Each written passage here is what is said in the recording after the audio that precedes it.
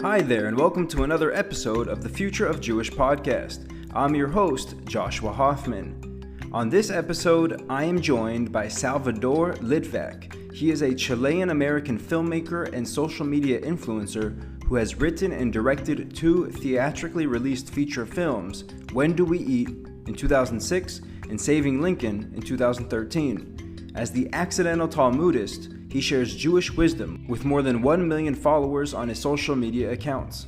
Enjoy my conversation with Salvador Litvak. Salvador, thank you so much for taking the time to speak to me today. You and I met once virtually 2 years ago at the very start of the pandemic about Izzy. You actually promoted Izzy, so I really appreciate you doing that. We're back at it 2 years later, and I'm really excited to talk to you today because your story is just, you're a filmmaker and you couldn't have scripted it any better, as they would say. So, before we get into the definitely has accidental a surprise ending. Definitely. And so before we get into, what you're working on today and some of the stuff moving forward, why don't we go back and why don't you take us through the beginning, so to speak, of where you came from and how you got to where you are today? I wasn't born in the United States. My accent, you might not hear it in my voice. But I'm a Latino. I was born in Santiago, Chile, and came to the States when I was 5. I was born in Chile. My father was born in Chile. My grandfather was born in Chile. But my great-grandfather came from Ukraine. I always thought it was Odessa, but more recently I learned that we came from a little shtetl known then as Chichelnitsky and now as Chichelnik. Probably my great-grandfather was a religious yid when he lived back in the shtetl. But by the time we got to Chile, there was not so much observance in the family. Chile's one of those countries, now it's a little bit different, but certainly when I was born there, when my father and grandfather were growing up, where there's not conservative and Reformed Judaism. There's just, the Orthodox temple that people don't go to. They're not very observant. When we came to the United States, we ended up joining a conservative synagogue in a suburb of New York City. And I went to Hebrew school 3 days a week, had my bar mitzvah, and I was not very enthusiastic about our tradition and our faith. And so after I had the bar mitzvah, I was pretty much done. And it's sad because I was always very spiritual, very curious about God and the sort of like higher, greater world than whatever is readily apparent to our senses. But it just seemed like the Judaism I was exposed to wasn't about that. So in my sort of spiritual journeys, which I was always a seeker, I didn't go to other religions, but I was involved in meditation, in martial arts. I was a rower in college, which has a very kind of mystical side to it, in addition to the grueling workouts, et cetera. But when the 8 guys are all rowing in perfect synchronicity, there's something special there that you touch sometimes.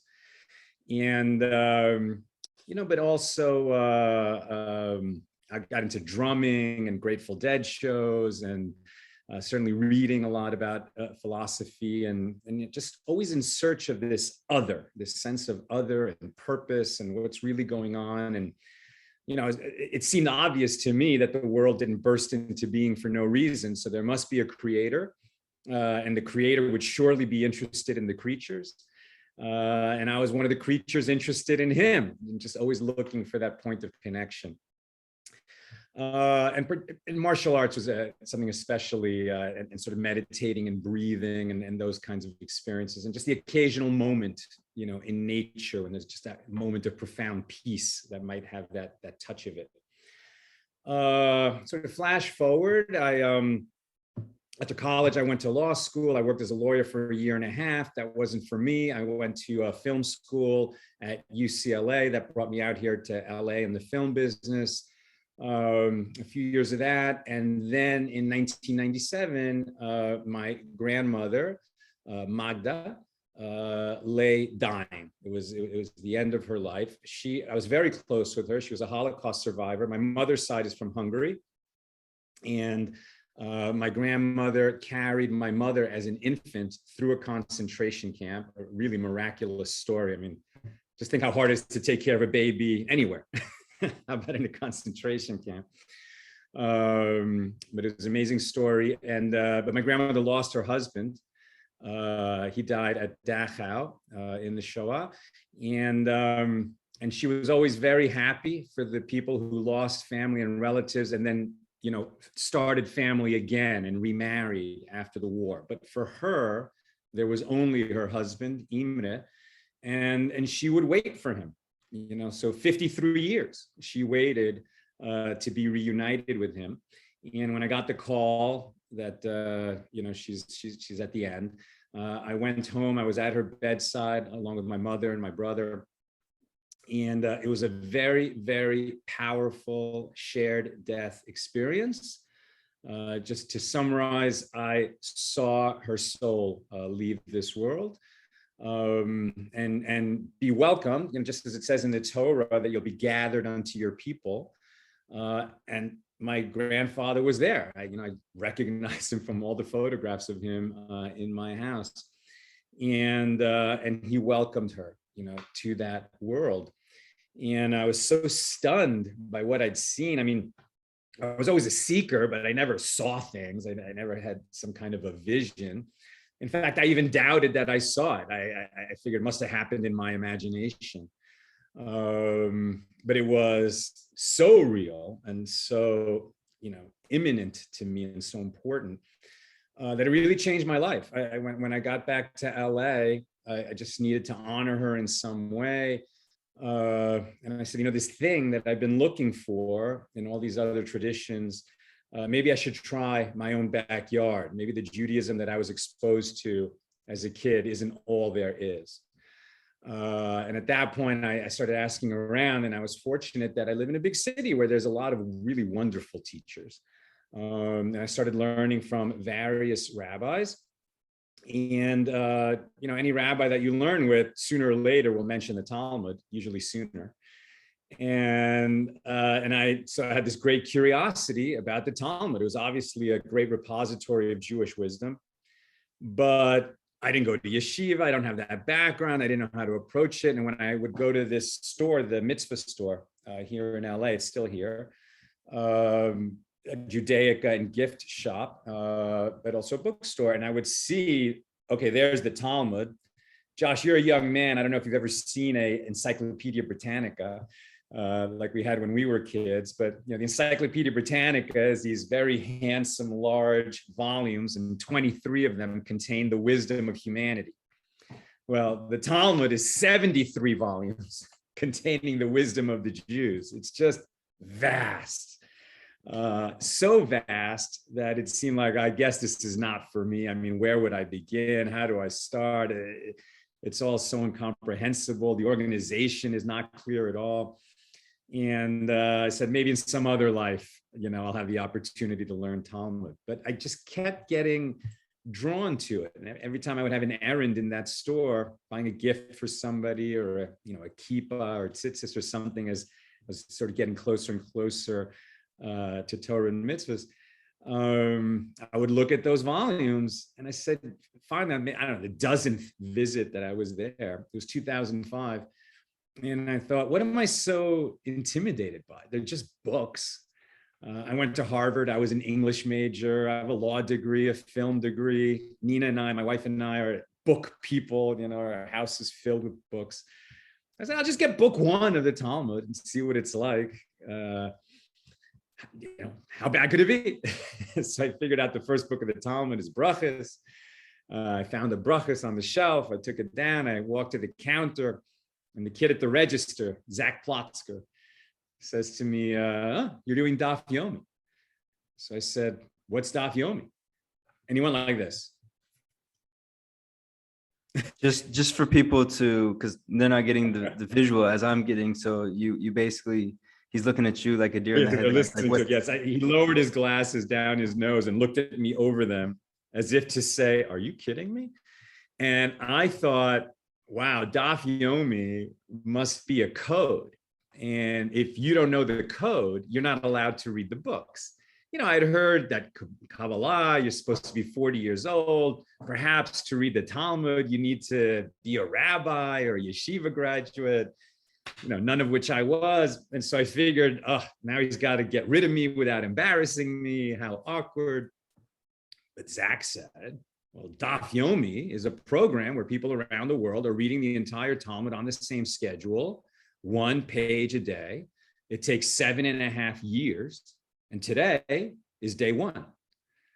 So I happened to buy book 1 of the Talmud on day 1 of a 7.5-year cycle. I mean, the odds against that are ridiculous. And so I said, okay, God, I get the message. I guess I'm doing Daf Yomi. And, a lot of people start Daf Yomi who are yeshiva graduates and they don't finish. It's such a big commitment. It's an hour a day, every day, 7 days a week, 7.5 years. You're getting married, do your daf. You're sick, do your daf. It's Yom Kippur, do your daf.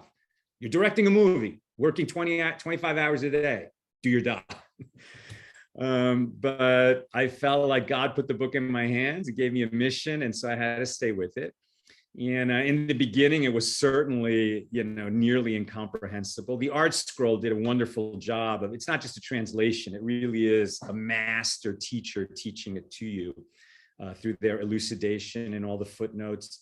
It was still so difficult, but day after day after day after day, I started to grasp the sort of rhythms and language and approach of Chazal, of our sages, as they debate. What does God want from us? The law is spelled out in the Torah, but the Torah is sort of like shorthand for what the law is. For example, in the Shema, we read every day that you shall bind these words as a sign upon your hand, and they shall be a symbol before your eyes. What does that mean? You wouldn't know what tefillin is just from reading that line in the Torah. But that was one of the oral teachings given at Mount Sinai, and that oral teaching, which contained a few specific oral laws all the way back at Mount Sinai. And by the way, today, I don't know when people are listening to this, but Shavuos is coming up in a few days. We celebrate the greatest day in human history, when the Bible was given to the world, when the Torah was given to the Jewish people.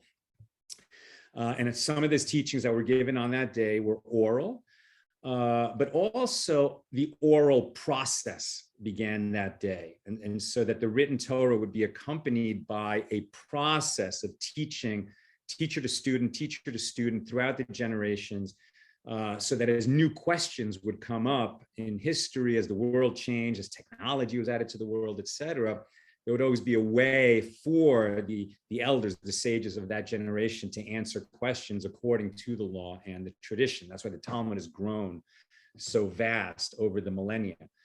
And it was just a wonderful journey for me. I really enjoyed it.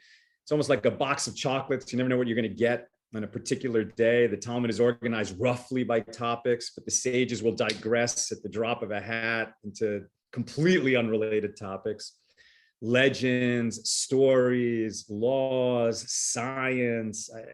It's amazing.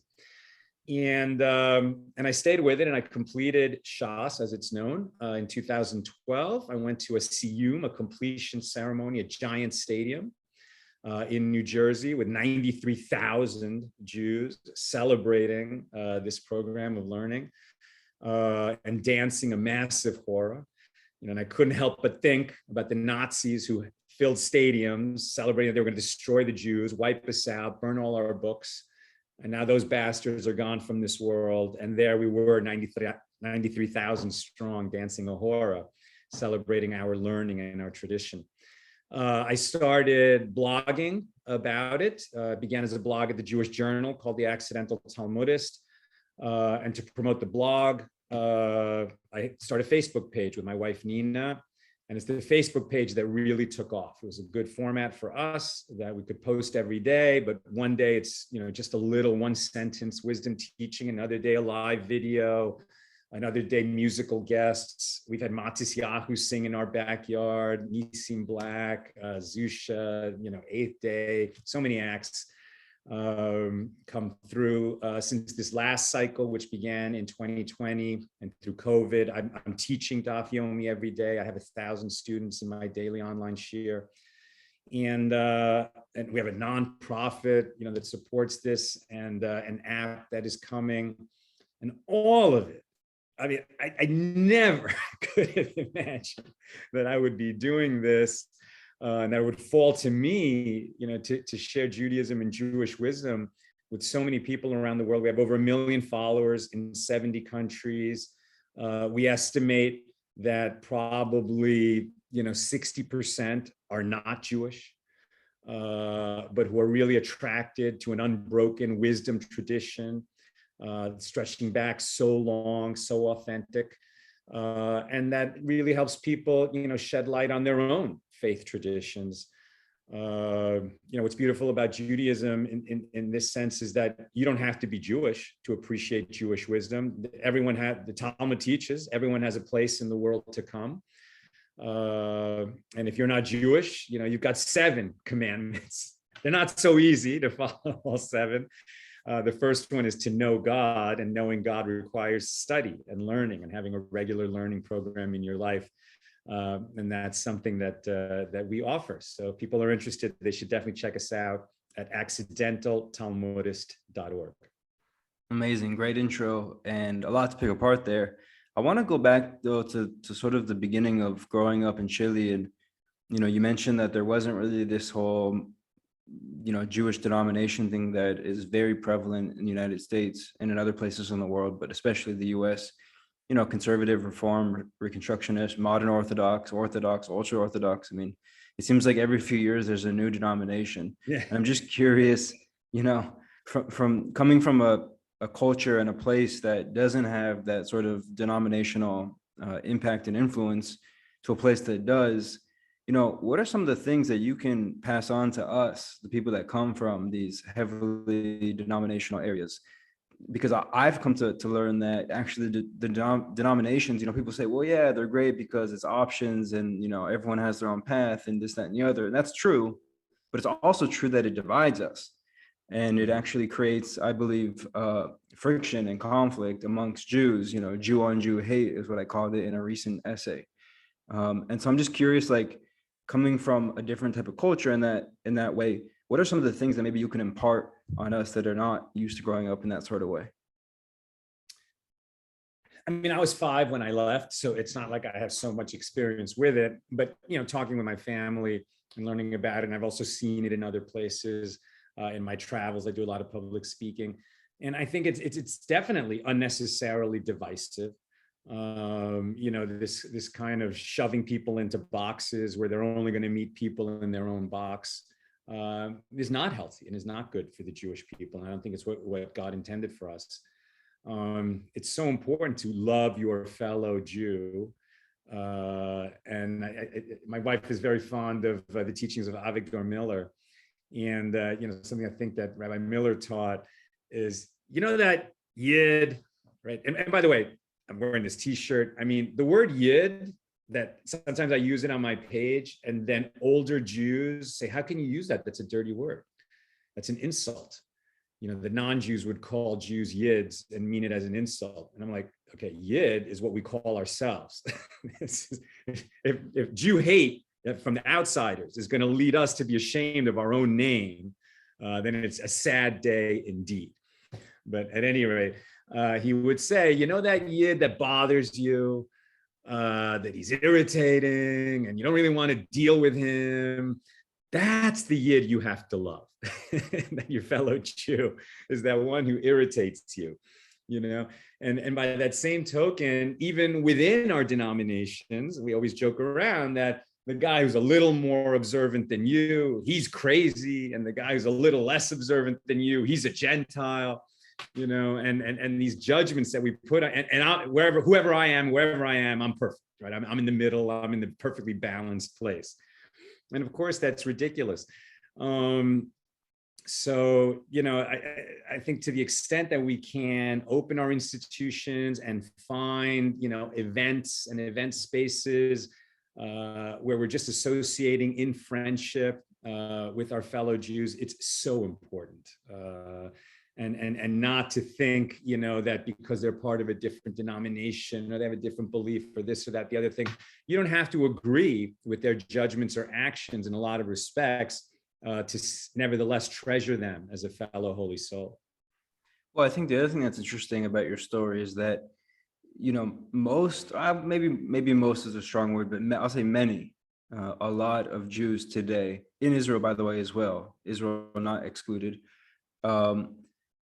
are surface level Jews, right? I mean, they might celebrate a few holidays a year. They might, I don't know, go to a Jewish funeral, chas v'chalila, God forbid. They might go to a Jewish wedding once a year, twice a year. They're infrequently in Jews, what I would call them. And I think your story of how you didn't just come back to your Judaism, but you really did a deep dive. I mean, this is some serious commitment and depth that vast majority of people in general don't do, let alone Jews. And my feeling is that the deeper you go into your Judaism, I wrote an essay about this called Deep Judaism. The deeper that you go into your Judaism, I believe the less relevant the denominations become, because you actually end up becoming what I would call more like the other, because you start getting more perspectives and more historical context and religious context and spiritual context and Zionist context and so on and so forth. And that, to me, that's, most people don't know this, and I didn't know this until about a year ago. That is Theodore Herzl's story. He was a well-to-do man. He married into a very rich Jewish family, journalist, playwright, and he understood that the way to deal with Jewish questioning, Jewish suffering, Jewish uncertainty or insecurity is to actually go deep into your Judaism. And there you'll find a stronger Jewish identity, pride, etc. So I think your story speaks to that, that point. I want to ask you a question about, you mentioned that you started the Accidental Talmudist with the Jewish Journal. And I don't necessarily want to get into the politics of why it didn't work out or what happened there. But what I really love about you is that you basically said, listen, I'm going to do this on my own, you and your wife, and I'm sure you have some extra help as well here and there. But most people in the Jewish world, they're just going to these organizations, going to these institutions and basically saying, hey, help me make this come to life. And you went there, whatever happened. You don't have to go into that if you don't want to. But then apparently you left the Jewish Journal somehow, some way, and you've built this brand, and you're just getting started. To me, take us through that transition period, going from what I would call a Jewish institution in the Jewish Journal to going on your own, and I believe being more successful because of that. Well, it's not that we never really left the Journal, and in fact, we're still partnered with them on our weekly table for five, where I have 5 writers from different places in the Jewish world comment on one verse from the Parsha, and we publish that both at the Jewish Journal and on our own website. The reason that it didn't continue simply as a blog at the Jewish Journal is because it was a little restrictive, in the sense that, what's a blog? A blog is 800 words once a week. And that was just a little too structured for what I wanted to do and for what Judaism is. I mean, Judaism is so all encompassing that there was just much more to do, and so once live video became a thing on Facebook, man, the early days of live video were freaking awesome. It was just turn on the camera, you have 500 viewers. Now there's such a competition for eyeballs. But we just had more to say and more, more formats that we wanted to say it in than were possible in an 800-word article a week. But this idea that you're mentioning, that, relying on institutions to help you connect, I mean, it's funny. We touched just briefly before on the fact I'm a filmmaker. So Nina and I, we actually made the classic Jewish comedy, When Do We Eat? Somewhat irreverent psychedelic Passover comedy, and the movie Saving Lincoln, about Abraham Lincoln and his closest friend Ward Hill Lamb, and now we're making a thriller, Guns N' Moses. And when I talk to young filmmakers, something I say to them always is, you can't wait until your movie is made to start building an audience. I mean, that's That's how it was 50 years ago or 30 years ago, or even 20 years ago, but certainly not today. Then you would rely on a studio and a distributor to take your precious baby, your movie that you worked so hard on for years, and to them it was just a widget, right? I mean, they want to make a lot of money on it, so they're going to do something about it, but not with precious care and loving attention. And maybe it'll succeed and maybe it won't. And if it doesn't show signs of success immediately, they're done with you and they're on to the next widget. But today, where everyone can self-publish, and that's what social media is, and build an audience and build a community, you have to find ways to give something of value to a community that will embrace you long before your movie comes out. And so that when your movie does come out, you can open that movie starting with your community that is anxiously awaiting it and deeply interested in what you're doing. And likewise, if you're going to be working in the Jewish community and you have something to say, just start putting it out there. And what's also good, a movie, it takes so many years until you have a finished product. But social media, whether you're writing articles or doing interviews or videos or memes or, just little bites of wisdom, right away you see what's working, what's not. And naturally, that's going to trigger evolution in your thinking and your communication and how you reach your audience. And if you just stubbornly keep doing what you're doing, feeding an audience of, a limited size, okay, fine. But if you, are more supple than that and take feedback and see what's working and what's not and run with what's working and grow, so then you can have a lot more impact. Yeah, that's a phenomenal point. What's something that you've learned in this process of, developing your social media platforms, your website? I know you mentioned an app now coming up.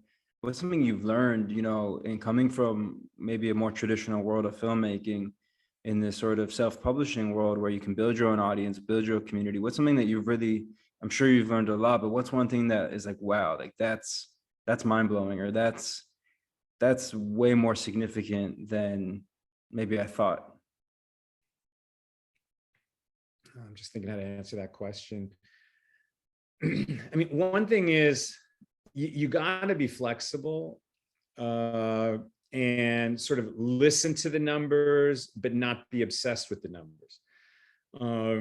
So what I mean by that is, first of all the platforms and their algorithms keep changing. So, what was super successful and viral last month may work this month and it may not. And so you have to be attuned, to how the platforms are operating, what their values are, what the audience is doing, what its patience level is, what it isn't. One thing that we were a little bit concerned about is, the sort of dance with the lady that got you there, right? So Facebook was really good for us, and that's where we happened to grow, and we sort of grew with Facebook. But we never really went to Twitter. It just kind of, we didn't focus on it. We didn't put attention there. Instagram, we have a bit of a presence, and that's kind of in the Facebook universe.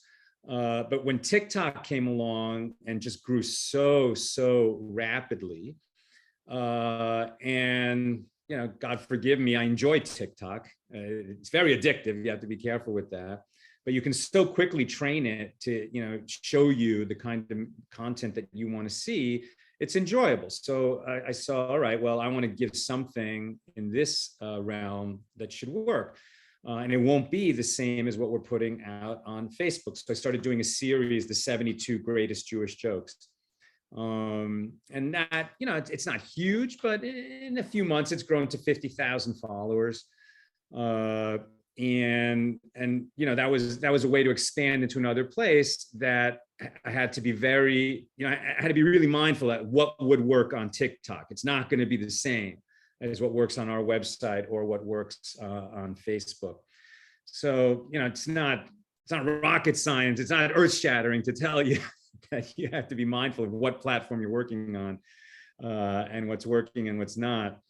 But definitely, as the attention span of the whole world, steadily shrinks, you've got to be able to say what you want to say quickly, and efficiently, and have that lead right So at I the think top. definitely, I think it's a very interesting point that you make, because I started Izzy to really buck the trend of short form content and say, listen, you can't tell Israel's story exclusively in a short term way, which is primarily what was happening before I started Izzy. I think you need both. You need short form and long form. You need short form to promote the long form. You need long form for depth and context and nuance. And you as a COVID was filmmaker, good for Izzy, right? I yeah, of imagine. course. For sure. But we watch a movie a night, so it's great. I think so much good content there. but I think at the same time, I think that living in an exclusively short form world is dangerous for Judaism, because it simplifies Judaism, and it makes you put it in a box. Oh, this is a religion, or this is whatever. Maybe some people might call it a nationality. I mean, it is, because Israel is a nationality and it's a Jewish state. But to me, there's at least 10 different areas or buckets of Judaism, and I'm just concerned that maybe short form minimizes the depth and the context that come with those buckets in those areas. I do want to ask you though about, you made a comment that you estimate about 60%, if I heard you correctly, are non-Jews. And I'm not surprised at all. That's the numbers more or less that we see at Izzy. I also had intel prior to starting Izzy that the highest engaging social media channels of the Israeli government, foreign affairs essentially, is the Arabic world. We know there's no Jews living in the Arabic world anymore, by and large. I mean, there might be a few here and there, but by and large, they left. So that means they're also non-Jews that are very much interested in Israel and things of that nature. At the same time, I also feel that the Jewish world, what I would call the organized Jewish world, really ignores the non-Jewish community, right? I mean, it's kind of a shame because, well, I don't know if it's, I mean, maybe it's suspicion. I think it's also the fact that the organized Jewish world, I mean, there's many reasons, right? And we have to simplify it for the sake of time. But one of the things that I think, when you're building a nonprofit and you have donors, right? And your donors are probably Jewish by and large. And, to go to your donors and say, yeah, we're going to take X% of this money that you gave us, and we're going to quote unquote market or sell or serve non-Jews. I don't know if that would fly with most Jewish donors. I think they'd say, what do you mean you're going to serve non-Jews? You're a Jewish organization. You should only serve our people. So I think that's one of the reasons why, maybe this dynamic that I'm describing exists. I just think that by sheer numbers, I mean, you talk about the number 60%, that's obviously a very significant number. We see similar numbers at Izzy. And I just think in general, when you look at the way of the world today with globalization and with mass media on a global level, people are very interested in other cultures and other, nations and histories. And, you don't have to go to another country today to experience that place necessarily. That'll get, by the way, even better with virtual reality when you can travel virtually. And so, I just find that Judaism is in a prime position to serve the non-Jewish communities as well as, of course, the Jewish communities, and that the everyday person, regardless if you're religious, regardless if you live in the Western world, the Eastern world, what have you, and so on and so forth, can derive tremendous value from this thing that we call Judaism. And I'm just curious if you could offer some more insight into if there's any anecdotal evidence, so to speak, that maybe you see with comments or emails that you get or conversations that you have with your students. Yeah, it's a great point that you're making. And I mean, we have different kinds of donors, but when you're talking about the the sort of well-heeled Jewish donors that are very much connected to Judaism and the tradition and are funding a kiruv effort to help disconnected Jews reconnect with Judaism, Why should they be so interested, that our content is also serving non-Jews? And one thing I'll say to them is, it's just a kind of human nature, psychology, as it were, that often we have contempt for that which is too familiar to us, and we think we know what it is and dismiss it until we see that a stranger values it. And then all of a sudden it starts to become valuable to us again, And so we've seen many times that Jews who had kind of turned their back on their tradition because they thought they knew what it was, and then they see how much non-Jews value it, and they say, well, wait a minute, what am I missing here? Because I thought it was all really boring and silly and archaic and superstitious, and but these people have found it so valuable. Maybe I should take a second look. And then they're surprised by what they see. That experience that I had, it's just repeated so often in America. And it's been said that, some of the most harmful people, in the last, maybe not now, but in past decades, were these Hebrew school teachers that turned off a generation of Jews to the Masorah, to the tradition. The way we like to describe it is that, imagine you've never tried sushi, and then somebody gives you 3-day-old sushi from the supermarket and said, here, this is sushi. And you're like, this sucks. And then you never try sushi again. And so you lost that chance, to go to Nobu and have like really amazing, premium, super expensive sushi that would have completely changed your mind about what sushi is.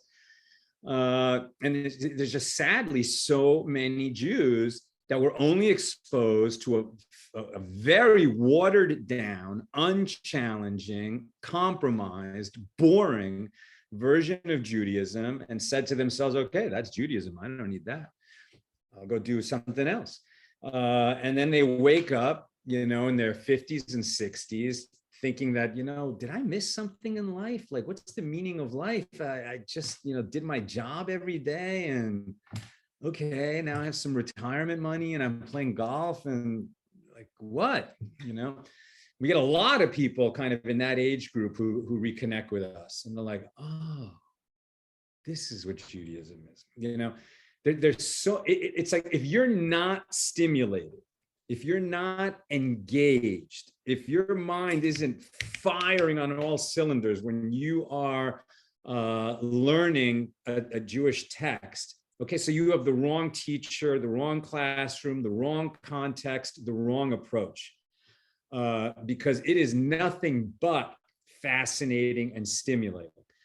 Now, that's not to say that every page of Talmud is fascinating and stimulating.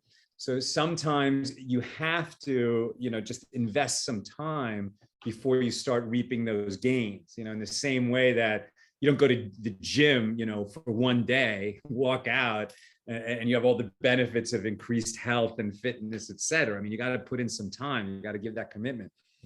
But don't turn your back on sushi because you had 3-day-old supermarket sushi. And you got to give this a chance. And it's funny, I play golf. I'm actually coming to Israel this summer as the coach of the US Maccabi Masters Golf and Grandmasters golf teams.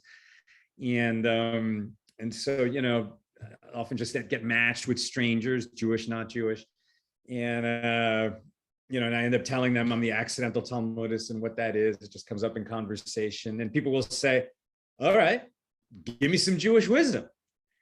Now that's a challenge right there.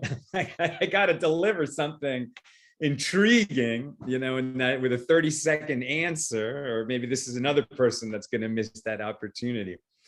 So when I'm challenged like that, I will go to Shimon ben Zoma, a saying that most people have heard from Pirkei Avos, but they haven't heard the whole quote.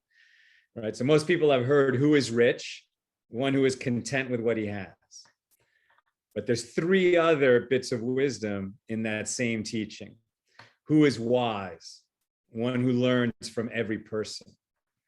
Who is honored? One who honors others. And who is strong? one who conquers his impulse.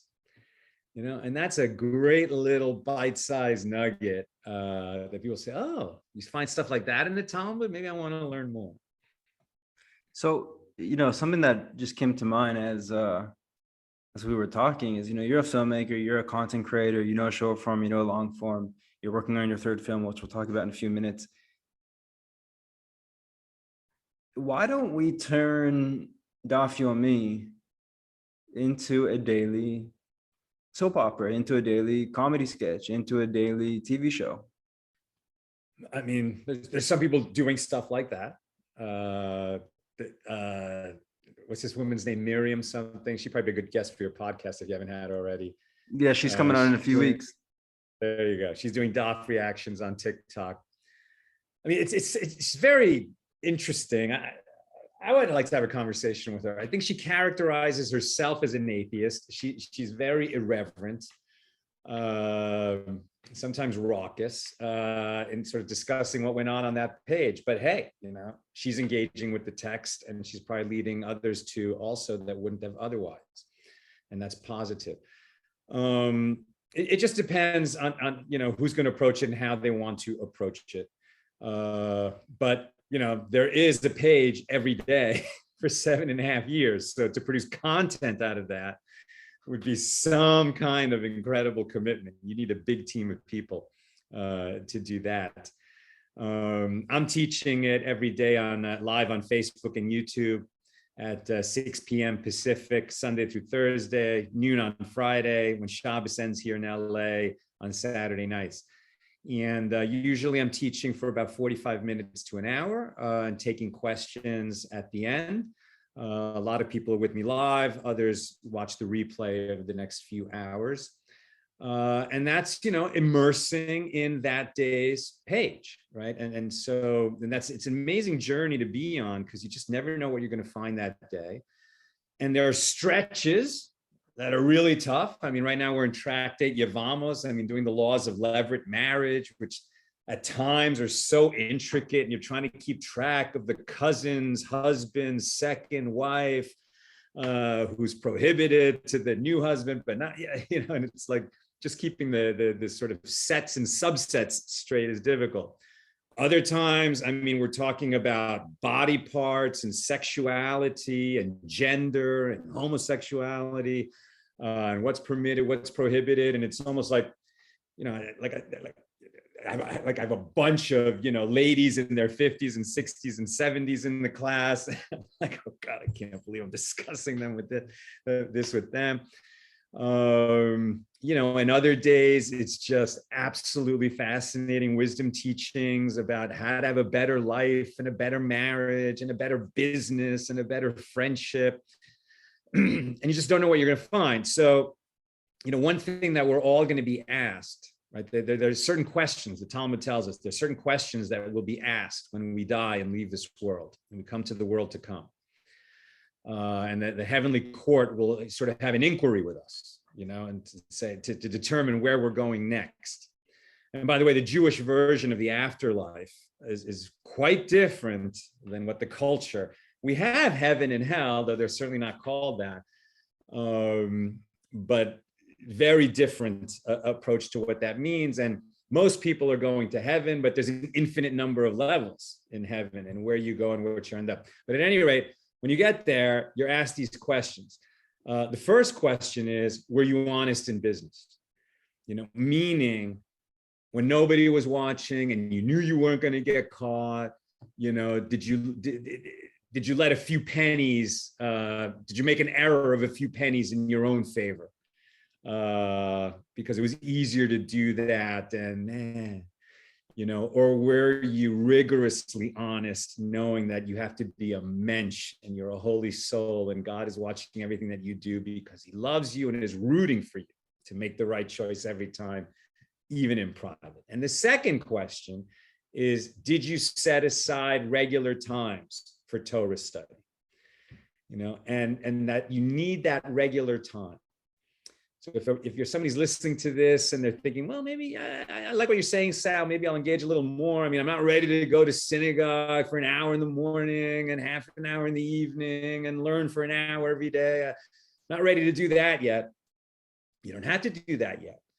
But what would be great is if you set an alarm that goes off at the same time every day. And when the alarm goes off, first it could be a gratitude alarm. You could say, thank you, God. I'm alive, I'm healthy, I have so much good going on in my life. And if you just did that for 15 seconds, you already have a regular prayer practice and you're way ahead of the game. And then if you added to it, there's 1,000 different apps. We'll have one soon, Chabad, Aish, Hayenu, Steinsaltz. There's so many. And just get a quick hit of Jewish learning. I mean, it could literally be 60 seconds, but at the same time, every day, you'll find that there's a lift in your step and you're engaged in something that is older and wiser than you.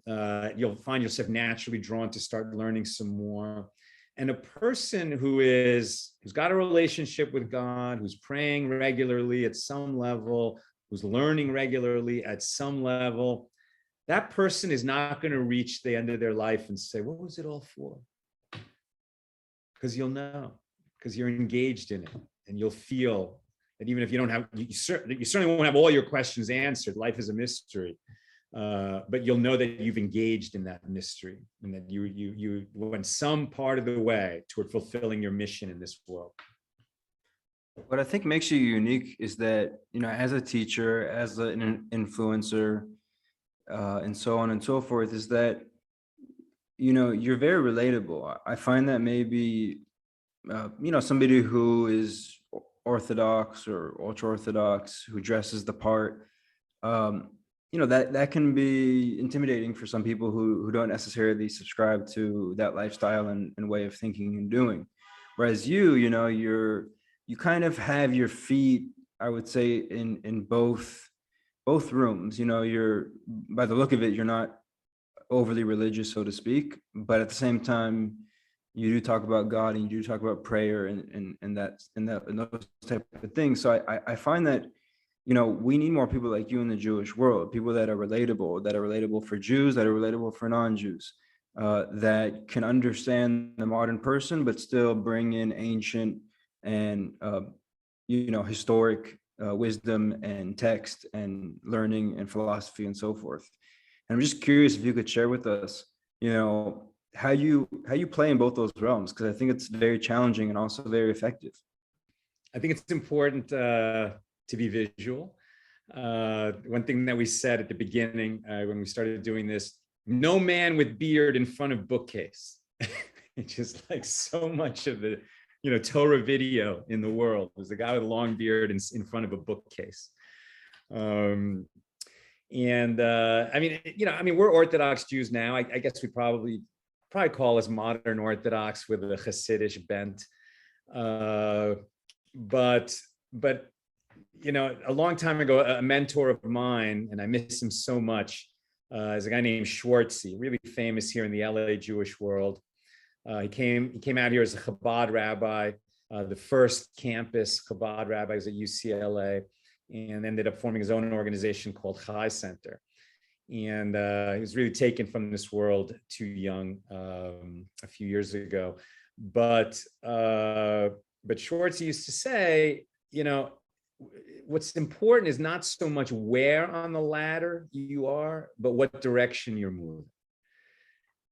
And sometimes you see people will kind of reconnect with the tradition and get super enthusiastic and dedicate a ton of time and energy to it right away. And, often they're setting themselves up for burnout.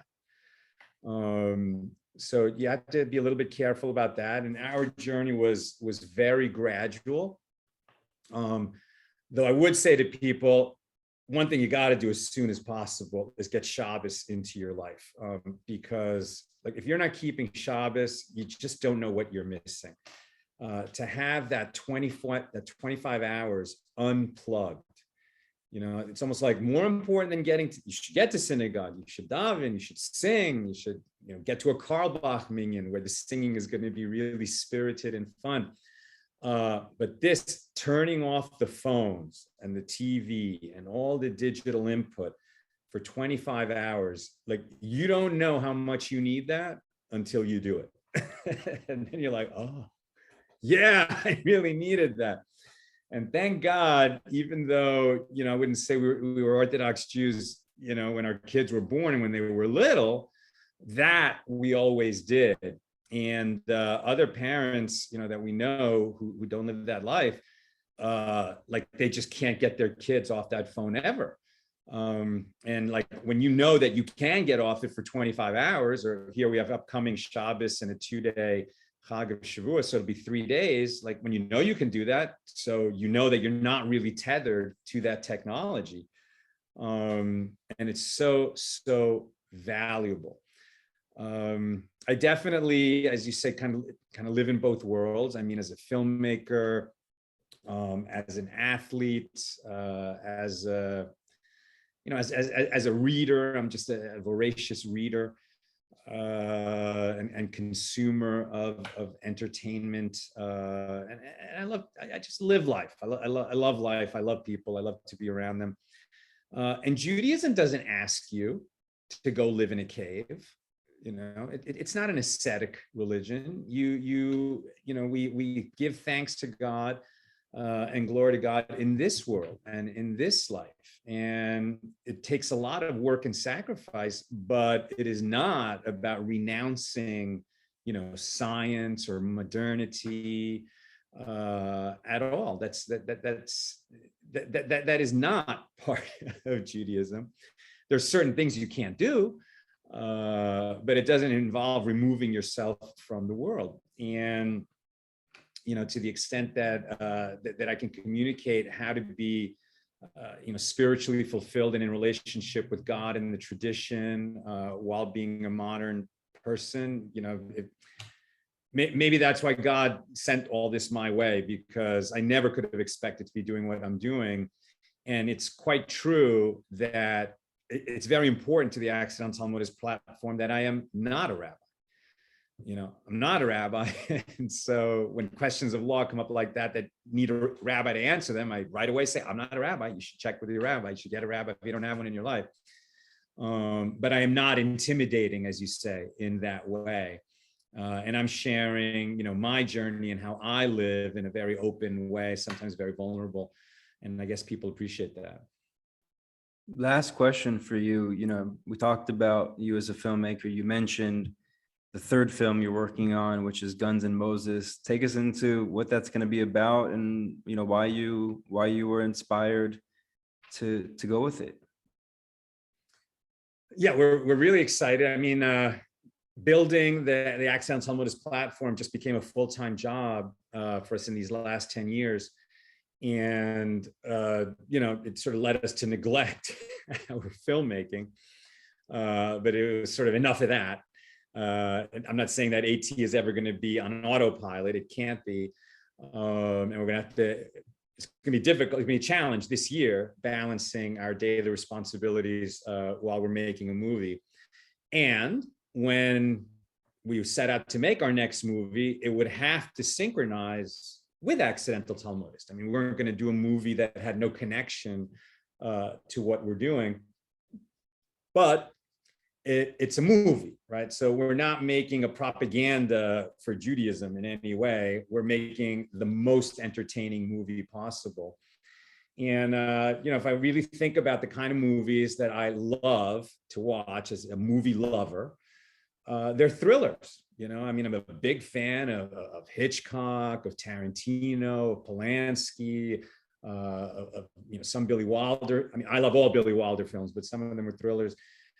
Brian De Palma, Coppola. I mean, the big filmmakers, and I'm not really a horror guy as a film watcher, but I really love a great, well-structured, well-paced thriller.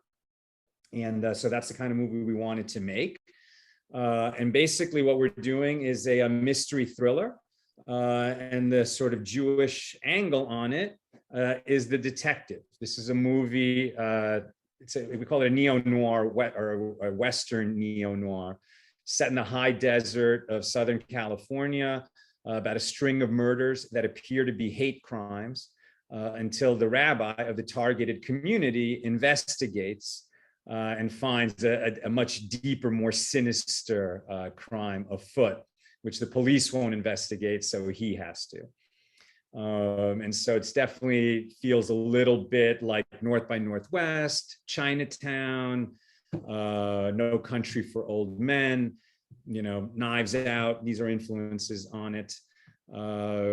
But COVID was sort of practical for us in the sense that during this period, we have a projector and a screen in our living room, and every night is movie night. For the last 2 years, we've been watching a thriller a day and really studying this genre. And, let's put it this way, we might fall short, but it won't be from lack of trying. What we're going for is a top 20 thriller all time. There's a lot of action, deep characterization, unexpected twists, and real action, reality-based action, I would say. Something we haven't talked about is I'm also part of an organization called Magen Am, Shield of the Nation. There's been a lot of crimes, real crimes, targeting Jews. After the Poway shooting, in Southern California, it became very real to all of us. And so I've joined the security organization. I've received extensive training.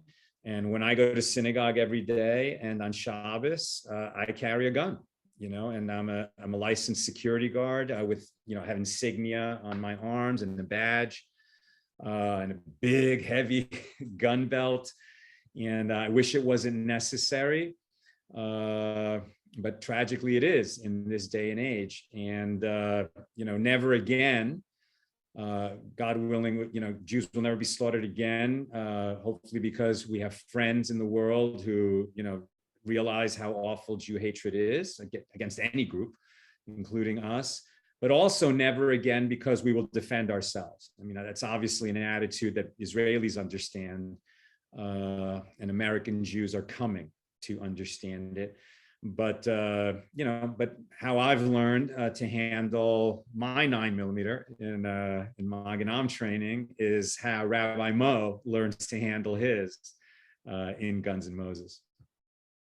Salvador, this has been a fantastic interview. Thank you so much for your time and good luck. Thank you so much, Josh. It's been a pleasure.